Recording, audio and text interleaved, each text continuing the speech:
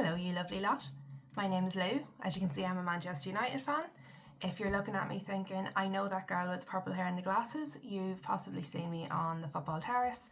I chat on there, I mod on there, and sometimes I appear on the panels as well. I do try and keep things positive.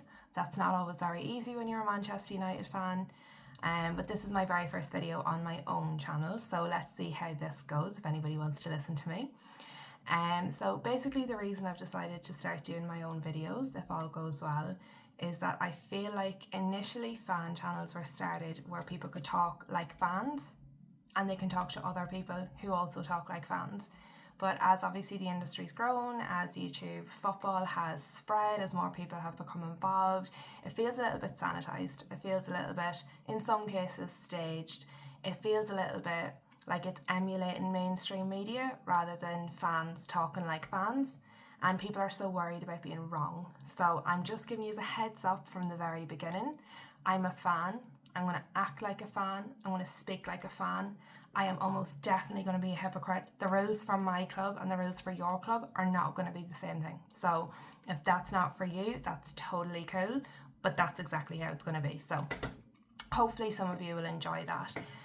I'm not going to be over the top emotional. It's not silly banter for banter's sake, but it's definitely maybe a bit more of just a fan reacting like a fan. I don't care if I'm right or wrong. If I'm wrong, that's great because it means that my club is actually starting to do well. We might have won a game. We might have won 2 games. Let's all go crazy. So like that, hopefully some of you will enjoy this. The first topic on our very first show is going to be what is wrong with Manchester United. We're going to solve all of the world's problems in one video, obviously. No, so for me, a big part of our problem at the moment is leadership. It's been a big part of the problem with our club for over a decade now. We haven't got strong leaders. Well, we didn't have strong leaders on the board. We didn't have strong leaders in our ownership. We didn't have strong leaders on the sideline. And we didn't have strong leaders in the dressing room. We still don't have strong leaders in a lot of those places.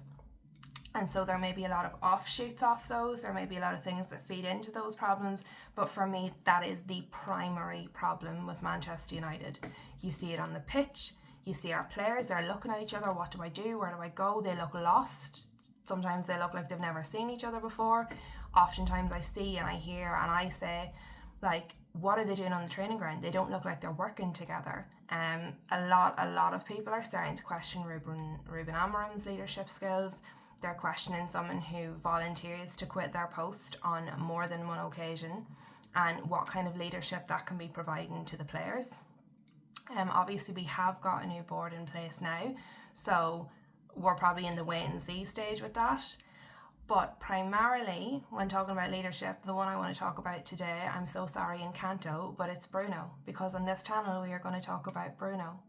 Now, before everybody loses their mind, because I know Bruno is a popular guy, I want to just separate. There's Bruno the person, there's Bruno the player, and there's Bruno the captain. So the person I want to talk about is Bruno the captain. Bruno the person seems like a stand-up guy. He seems really nice, you know, lovely family, good friend, really nice guy. No questions about Bruno the person. Bruno the player, when he came to us, was excellent. Nobody can argue with that. And he was certainly a key player for us last season. Again, nobody can argue with that. I do have some question marks over Bruno the player and how many other players' positions he likes to be in, but that's not the point of the video, so we're not going to go off on a tangent or it's going to be a very long first video, and I want to do a tester one that's going to be a little bit shorter for you to listen to. So really what I want to get into is Bruno the captain, and specifically in terms of his leadership as a captain, because that's where I think some other fans have a problem with Bruno. And it's very hard when you're having that debate because people go, oh, well, without him we could have been relegated last season, you know, it would have been really hard. But that's Bruno the player. So we're leaving that on the shelf. Bruno the player, great guy, no problem. Bruno the captain, as a leader, are you going to follow him into battle? Does he feel like a manager on the pitch? Because when we hear about Roy Keane, about the great captains that came before, they were the manager on the pitch. They were the leader on the pitch. And not just in what they said, but in what they did. When the team was crumbling, when people were falling apart, when the players looked lost, when we were falling behind, Roy Keane, who was my captain, is the captain that I grew up watching, so that's who I primarily focus on. But you think of your captain, of your favourite captain, of the guy that emulates what being a captain is for you. Not Bruno, let's not make that slip again.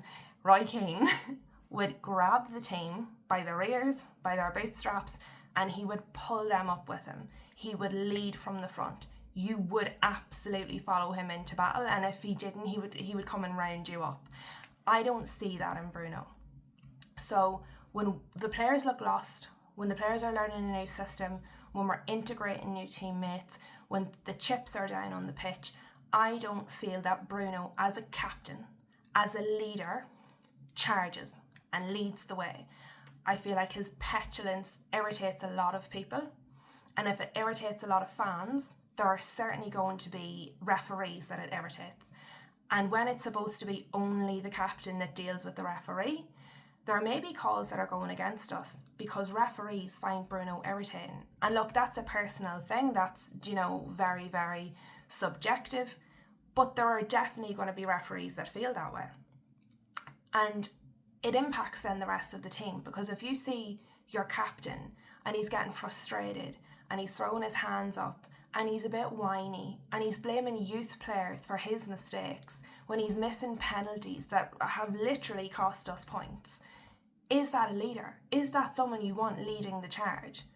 And often the reply to that is, well, who else would you make captain? And I'm like, absolutely nobody. That's the problem. There is no leaders. I don't think Bruno's a leader. He certainly wouldn't be my pick for captain.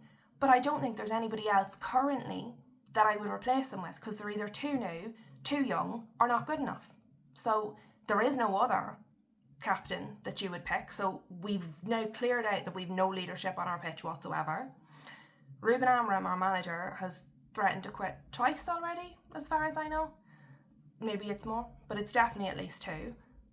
No leadership there. And frankly, I'm yet to be convinced by our board.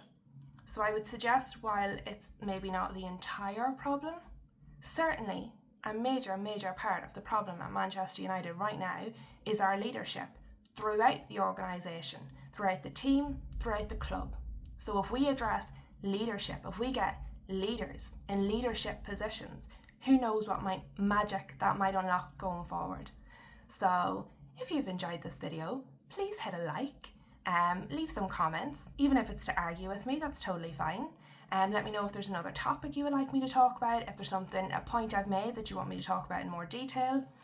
Let me know. Thanks, guys.